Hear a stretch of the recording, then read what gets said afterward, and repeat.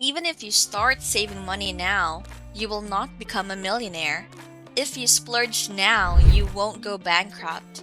But if you do this consistently, you will notice some significant changes. Did you know that almost half of all New Year's resolutions are about personal finances? But only 16% of all New Year's resolutions succeed, which means that the many promises we made about our finances and other topics are broken.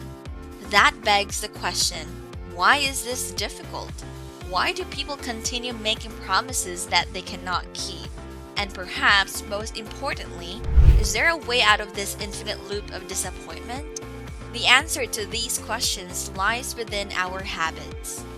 In this video, we'll go through the 5 most important takeaway summaries from the book Atomic Habits, written by James Clear. Takeaway number 1. The aggregation of marginals. You have heard of the exceptions, right? The entrepreneur who hit it big during his first year of business, the musician who won a contest and became an instant success, and the person who guessed the correct string of numbers at Powerball. These are stories of explosive wealth accumulation, and even though it looks mesmerizing, it's not that reliable. Let me ask you something. Do you know of something that you can and will do that is likely to improve your finances by 100% in a month? No? Do you know of something that will improve your finances by 1%? This is way simpler. It can be anything as straightforward as getting a credit card with some nice cash back, moving money from a cash account to an index fund, or figuring out how to monetize your hobby. In Atomic Habits, the author points out that you need no defining moment to reach success and define what success means to you. Instead, learn to celebrate the small wins that will accumulate over time. You need a ton of those tiny 1% gains, which are much easier to spot and act on over time. If you can improve your finances by just a single percentage point each month and consistently do it for the next 30 years or so, the results will be remarkable. James Clear refers to this as the aggregation of marginal gains. This is a similar concept to what we in financial circles call compound interest. It can also work the other way around. If you move 1% in the wrong direction for too long, you will end up in a terrible spot. This makes one thing strikingly obvious. It doesn't matter where you are at the moment. What matters is your trajectory. A small change in your habits will drastically change your life. There is, however, a catch. Anyone who has failed to keep a New Year's resolution knows that motivation alone is insufficient. Everyone can probably succeed, but we are too lazy. We shall soon look at the 4-step model that will help us with our new habits. Takeaway number 2. Systems and goals. Conventional wisdom tells us to set SMART goals.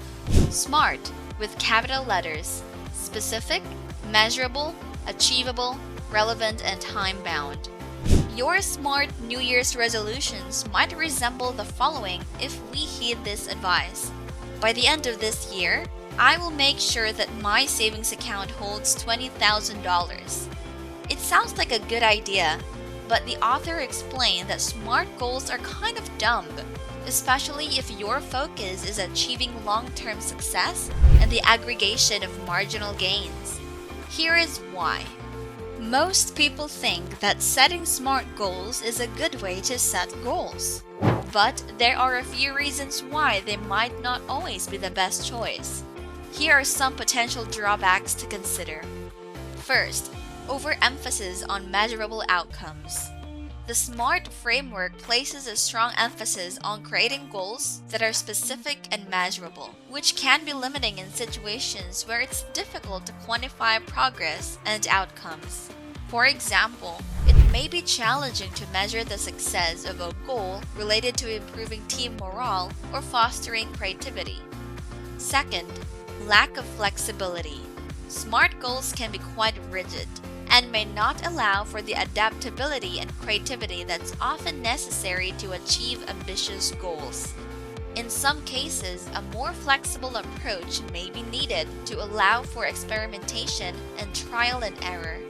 James Clear illustrated his points about goals not working by giving an example of Olympic hopefuls. Every year, 11.2 million people want to get on the Olympic team, train hard, and get a gold medal. They make smart goals, but they failed. People win an Olympic gold medal because they take note of the process and the system that will get them there. According to Super Bowl winner Bill Walsh, the score takes care of itself. A goal's purpose is to win the game, but a system's purpose is to keep you playing the game, to get as many reps as possible. Reps in a well-built system are what make a business successful in the long run. It is finally time to learn how to keep playing. Takeaway number 3, the 4-step model. If you have wondered why you cannot stick to the habits that will transform you into the person you want to become, the answer lies in one of these 4: cue, craving, response, and reward. The 4-step model of habits, also known as the habit loop. This model explains how habits are formed and can be changed through a cycle of steps, and this was first introduced by Charles Duhigg. The 4 habits are: first, cue. The first step in the habit loop is the cue, which triggers the habit. The cue is something that prompts you to start the habit. It can be anything that your brain recognizes as a signal to begin the behavior, such as a specific time of the day, a certain location, a particular emotion, or a particular person. Second, craving. The second step in the habit loop is the craving, which is the motivation or desire to perform the habit. The craving is what makes the habit rewarding and reinforces its repetition. It is the feeling that drives you to seek out the behavior and makes it pleasurable. Third, response. The third step in the habit loop is the response, which is the actual behavior or action that you take in response to the cue and craving. The response can be anything from a physical action, like reaching for a cigarette, to mental action, like obsessively checking your email. Fourth, reward.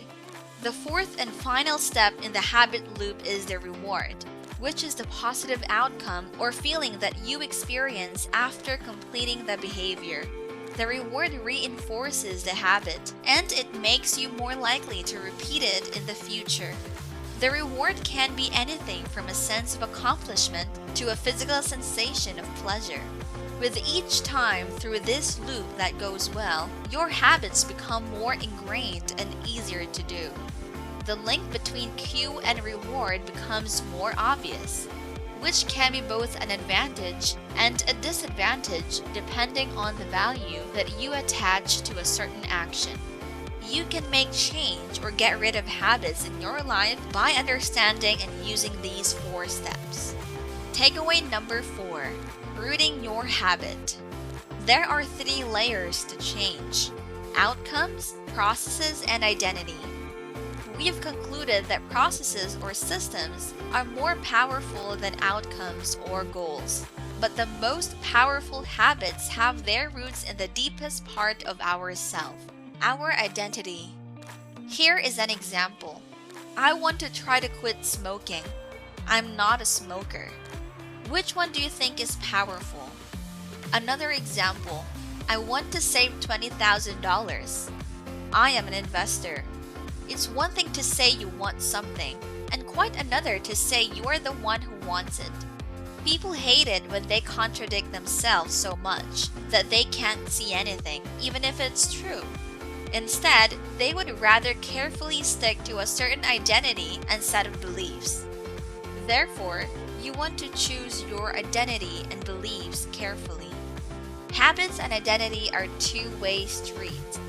They are in an ongoing reciprocal relationship. Suppose you wish to strengthen your identity. One of the most powerful things you can do is join a community where many people share the beliefs you are aiming for. Takeaway number 5. 80% exploit, 20% explore. Machiavelli said that men desire novelty to such an extent that those who are doing well wish for a change as much as those who are doing badly. Habits have a certain weakness. They bind you to a specific path. If you are not satisfied with where you are, chances are that you need to push yourself a little bit to change things up. Meanwhile, if you are content with who you are, you need not change much. Repeat what works for you. However, as Machiavelli says, even people on an obviously successful path will eventually reach an obstacle, which is boredom. Boredom is the enemy of habits that will move you in the right direction. Sooner or later, these habits will lose their shine, just like that shirt you used to love that is now hanging at the back of your wardrobe. It's still a nice shirt, but you need novelty. James Clear suggests that there must be a balance here, and if you are going where you want to exploit or repeat what works 80% of the time, do not forget to explore the remaining 20%. This is a great way to stop ourselves from fiddling. For an investor, it could look like something like this. Maybe you've been a successful index investor for a while, but you are getting bored of just automatically transferring a certain portion of your salary into the same old index funds every month. Take 20% of your capital and try some individual stock picking. This doesn't just combat boredom, it's also a chance for improvement. Take Google, for example, an incredibly successful company where employees are encouraged to take one day a week to explore and seek out just what they find interesting. This is a similar approach that can help you become explorative. Thank you so much for watching this video. If you like this video, please don't forget to like and subscribe to see more of our content. This is Legend Finance, and we will see you all in the next video.